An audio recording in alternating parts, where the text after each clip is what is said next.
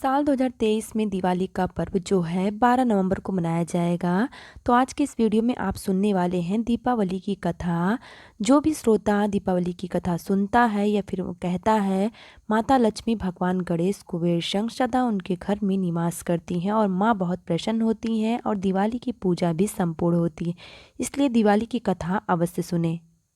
चलिए स्टार्ट करते हैं कथा स्टार्ट करने के पहले जय माता दी, राधे राधे दोस्तों। प्लीज़ चैनल को सब्सक्राइब कर लें और बहुत सारे रिलेटेड वीडियो आने वाली हैं जो आपको समय से पहले मिल सके। एक समय एक गांव में साहूकार रहता था। वैसे तो साहूकार बहुत ही अमीर था, जो दूसरे लोगों को ब्याज पर पैसा देने का कार्य करता था। लेकिन किसी कारणवश से इस साहूकार की आर्थिक स्थिति अच्छी नहीं थी।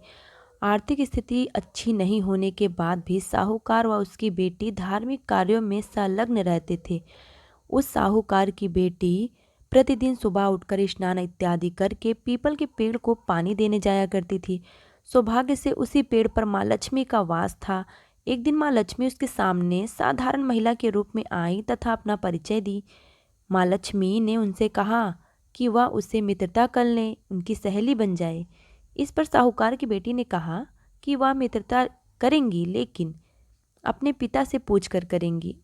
माँ लक्ष्मी को अपनी सहेली तो बनाएंगी, लेकिन अपने पिता से पूछकर। यह कहकर वह अपने घर चली गई तथा अपने पिता को सारी बात बता दी। उसके पिता ने उस महिला से मित्रता करने के लिए हामी भर दी। अगले दिन जब वह पुनः उस पीपल के पेड़ को पानी देने गई, तब उसे वह महिला पुनः दिखाई दी। साहूकार की बेटी उस महिला को अपनी सहेली बना ली। अब जब भी साहूकार की बेटी उस पीपल के वृक्ष को पानी देने जाती थी तो माँ लक्ष्मी उसे वहां मिलती।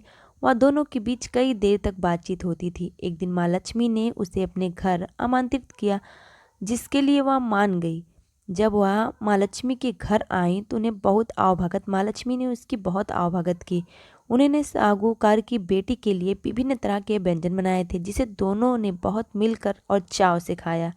जब साहूकार की बेटी पुनः अपने घर जाने लगी तब माँ लक्ष्मी ने उससे पूछा कि वह उन्हें अपने घर आमंत्रित नहीं करेंगी। साहूकार की बेटी अपने घर की स्थिति जान रही थी, लेकिन मित्र का प्रस्ताव ठुकरा नहीं सकती थी, इसलिए उसने इसके लिए भी हामी भर दी। घर आकर उसने सारी बात अपने पिता को बताई। साहूकार ने अपनी पुत्री को चिंतित देखकर उसे उपाय बताया। उसने उससे कहा कि वह साफ सफाई करके खाना बनाने के लिए चूल्हा लगा ले, वह चौकी सजा दे। इसके साथ ही 4 बत्ती के मुख वाला दीपक जला ले तथा माँ लक्ष्मी की आराधना करे। उसने अपने पिता के कहे अनुसार वैसा ही किया। माँ लक्ष्मी की आराधना करने लगी। तभी आकाश में एक उड़ती हुई चील आई, जिसके पंजों में रानी का नौलखा हार था। वह हार चील से उसी साहूकार के घर पर गिर गया। वह हार पाकर दोनों बहुत खुश हुए, लेकिन उनके मन में लालच नहीं था। उन्होंने वह हार को बेचकर माँ लक्ष्मी के लिए भोजन इत्यादि की व्यवस्था की। उसके बाद माँ लक्ष्मी भगवान गणेश के साथ उस साहूकार के घर पधारे। वहाँ उन दोनों ने मिलकर माँ लक्ष्मी व गणेश भगवान की बहुत सेवा की। किसी चीज़ की कोई भी कमी नहीं रखी। माँ लक्ष्मी दोनों की सेवा से बहुत प्रसन्न हुए तथा उनके वरदान से उस साहूकार और बेटी की स्थिति बहुत ही अच्छी हो गई, वह धनवान बन गए। इस तरीके से माँ लक्ष्मी उन पर अपनी अपार कृपा बरसाएं।